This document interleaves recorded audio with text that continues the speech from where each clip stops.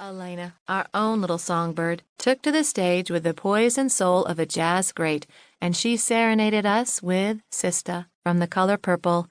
As she sang, her voice rang throughout the theater, and to us she was a legend. And by the look on her face, she could see the belief in our eyes. She echoed it as she sang with all her heart and soul.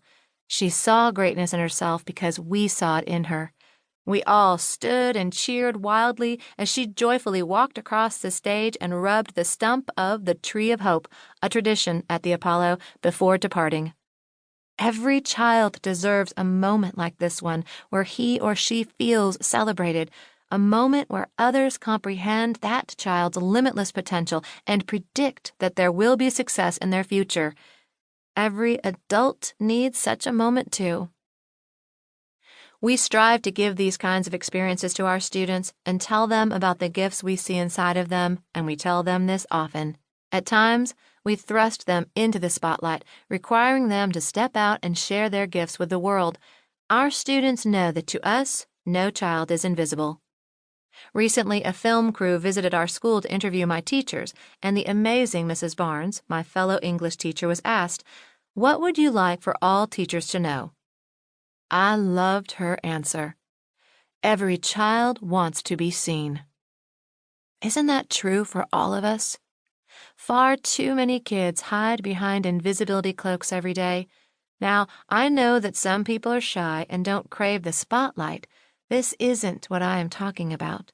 In fact, Mrs. Barnes even describes herself as an introvert. I'm talking about wanting others to know that you are significant, that you count. We all need to know that we are making contributions to the world. My staff is full of the most incredible individuals, and 3 of the most spirited are Mr. Casa, Mr. Bruner, and Mr. Bernardin. I love that whenever our kids or our staff do something well, they shout, "I see you, Symphony! I see you, Quivion!" What they are really saying is, you are special. You make a difference. You are loved. One of my favorite things about RCA is that everybody knows your name, literally. We require all our current students to memorize the names and faces of all our new students before they ever set foot on our campus for the first time. On the day of our meet and greet, we drape our front gates with velvet curtains. When we open them, the students are whisked down a long red carpet while all of our staff, students, and parents cheer their names. These new students are always taken aback, but they are filled with delight as the bigger kids chant their names over and over again in unison. We send a message on that very first day. You will not be invisible here. You belong. We understand who you are. We see you. Oftentimes, we have to identify the greatness within another before they are able to see it in themselves. When we choose to do this, we have the ability to transform another's perception of self. The summer before we officially opened the doors of the Ron Clark Academy, we received an exciting phone call. We were asked to host a session for the America's Competitiveness Forum, a convention for government ministers, private sector leaders, academics, and non-governmental organizations from 34 countries in the Western Hemisphere. The convention was going to be held in Atlanta, and the forum organizers wanted to visit a school that would place an emphasis on a global curriculum. Of course we agreed. There was one small problem. Our school hadn't even opened yet, and renovations on the building wouldn't be completed for a month. In what came to be known as classic RCA style, we jumped into overdrive.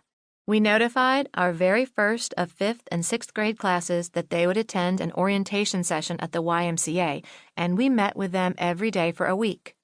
In 5 short days, we required them to learn the names and locations of the 34 countries in the Western Hemisphere that would have representatives at the event. The students memorized the names of the prime ministers, ministers of education, and government officials. They were taught how to give a firm handshake, look someone in the eye, and hold a conversation, even if it required an interpreter.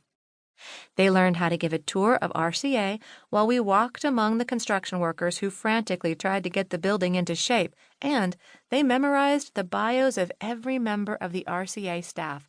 They even prepared a song to perform.